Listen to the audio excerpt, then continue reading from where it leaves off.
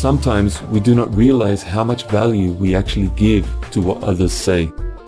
Even a lot of the information we believe to be accurate is simply stuff that we have heard from others and assumed that it was correct.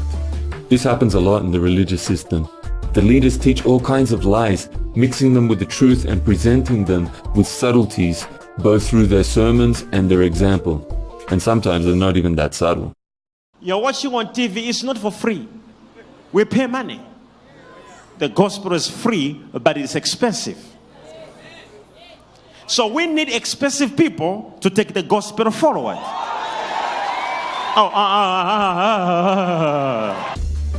As a result, people assume they know the truth, when in reality, they are simply believing what was told to them by their pastor, without verifying if it coincides with what Jesus taught.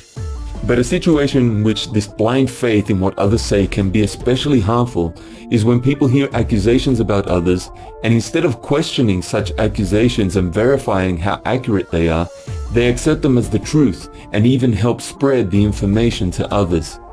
Especially with the reach that we have today through social media, someone's reputation can be almost completely destroyed by slanderers that take advantage of the fact that everyone likes a sensational story, and by appealing to the world's hypocrisy in being prepared to crucify an innocent person without first hearing them out and honestly considering the evidence.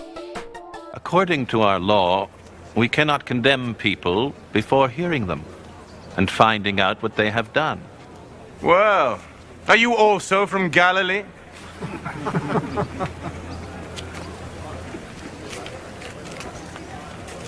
Study the scriptures, and you will learn that no prophet ever comes from Galilee. In his second letter to Timothy, Paul prophesied about the spiritual condition of the last days. This know also, that in the last days perilous times shall come.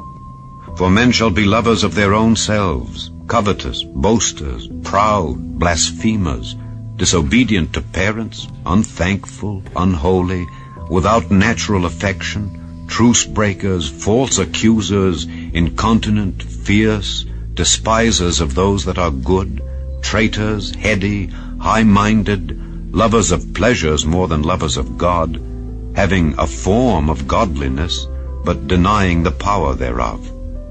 From such turn away. This is being manifested more and more today. People are ever more selfish, materialistic, attention seekers, arrogant, treating the teachings of Jesus with scorn, unteachable, complaining about everything, emotionally confused, hardened, propagating lies about others, uncontrolled, evil-intentioned, hating the good that others do, backstabbers, aggressive, presumptuous, preferring the values of the system over those of God, while at the same time pretending to be in favor of Jesus, yet never obeying him. Oh, how clearly did Paul predict today's spiritual condition. Such are the people who reject God. They come to hate true Christians while they convince themselves that they are doing God a service through defaming and persecuting them, and eventually contributing to the justification for their deaths. This issue of slandering and libeling and defaming people is so fundamental that it is actually one of the 10 Commandments.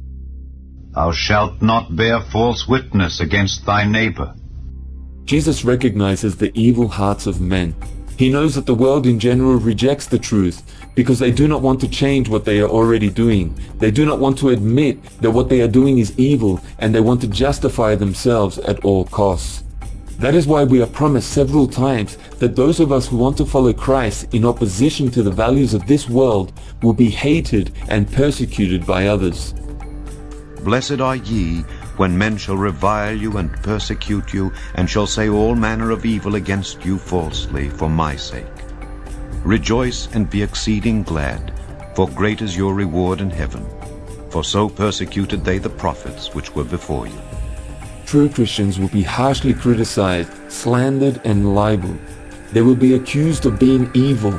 Lies will be told about them, falsely accusing them of anything that can defame them.